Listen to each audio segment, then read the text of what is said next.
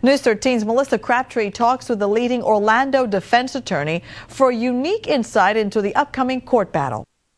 The nation is waiting to see how Casey Anthony's legal team will fight for her freedom among charges of murder, grand theft, and lying to law enforcement. We asked Orlando defense attorney Richard Hornsby to give us his take on the case. Big picture is that the murder case is the flashy stuff, but the more mundane stuff is what could really bury her in the long run. Hornsby says it appears Jose Baez is angling towards reasonable doubt in the murder.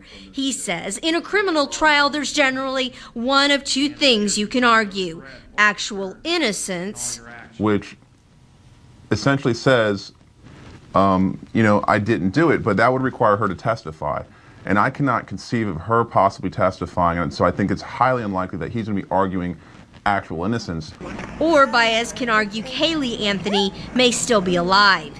And because there's a possibility, there's still reasonable doubt Casey Anthony killed her. Other avenues Baez could pursue: not guilty by reason of insanity.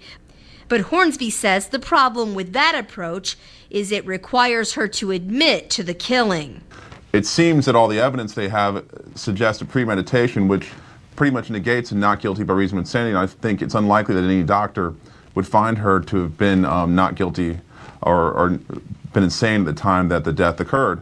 Diminished capacity is the smart approach, according to Hornsby, and the one he would have taken. The problem with diminished capacity is you argue it at sentencing. It's not an actual defense. Regardless, if Casey Anthony is not convicted of killing her daughter, she still faces years behind bars for the theft charges, which Hornsby says appear to be airtight.